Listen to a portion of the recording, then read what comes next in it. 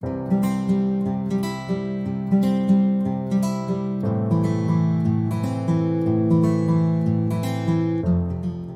my journey to serving on Bethany happened many years ago when I was a school administrator for 27 years in Michigan. And as a principal, I developed a rapport with many of the families and discovered that there were so many women who came to me just to share their story of verbal abuse, physical abuse, just the fear that they had for themselves and for their children. And it was all that I could do was listen, to provide that compassionate heart where they could just pour out their story. And of course, the ones that were more severe, I did tell them about Bethany House and offered that, but it was a risk that they were afraid to take. And so I could be that gentle support for them. And I feel that that was my gift to them as a principal, as someone looking after their children, that I could offer that. When I was called to the leadership team for the Sisters of St. Francis 9 years ago, I was able to be the liaison for Bethany Board. And when that opened up, it was like, okay, here is my gift, not only to those women that I walked with, but to the current residents at Bethany. It was a passion that I had, and it grew deeper over the years that I served on the Bethany Board. Sister Rose Therese, who was a member of our community, had a dream 35 years ago of providing a space for women who were abused and their children. And this was a very rare opportunity because at that point, our community was only involved in education or nursing. And so this was something way out of the realm of normal as far as ministry. But she persisted, and Bethany started out very small and very effective, and it has grown to be what it is today. And so it's kind of coming full circle, and I was just so thrilled to be able to be on that Bethany board.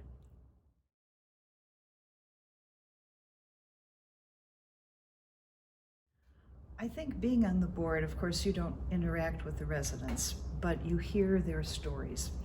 And that has become very special to me. The last few years, Deidre has invited former Bethany residents to speak to us, or staff members. And our sister Judy Zielinski did a film of Bethany House survivors. And I worked with her, she was the main producer, but I would review the materials. And that just touched my heart so deeply to hear the raw stories of these women, and then how they came to be whole, how they found their own sacredness, how they found their own confidence level. And I credit that to everyone that works at Bethany, because they really provide a safe shelter. They provide confidence, they provide security, they provide just an atmosphere that leads to healing. And especially now that Bethany House has the individual apartments for families, that is a real blessing, because initially they were just in a huge facility and had to share kitchen space and living room space, and now everyone has their own apartment. So it's really helping their families to heal. And I think that besides just offering that healing presence, the women are supported in so many areas. They learn finance, they learn how to manage their budget, they learn how to, just all the skills that they need for parenting. They learn the needs that they have for healing and can pass that on to their children. And the children have huge advocates at Bethany also, and they realize that they are in a safe space. And so the whole atmosphere there is just a blessing. And being a board member, you understand more deeply how this whole healing process is happening. And the board has been very active, just not only as a board member, but reaching out to others, advocating the mission of Bethany. And over the years, I have seen how Bethany has grown in the community. Bethany is a known place for healing for women and children.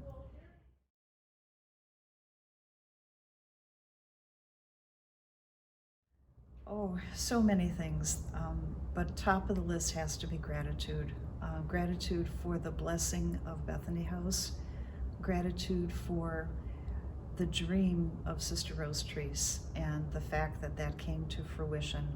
And if she could see it now, how it has grown and how many women and children we have helped over the years, she would just be so proud. I'm grateful to the staff at Bethany, especially Deidre. Everyone there works to really create that beautiful atmosphere of healing and acceptance. And I've always been impressed with Tom, the maintenance person, because these women and children need a male example who is a gentle spirit.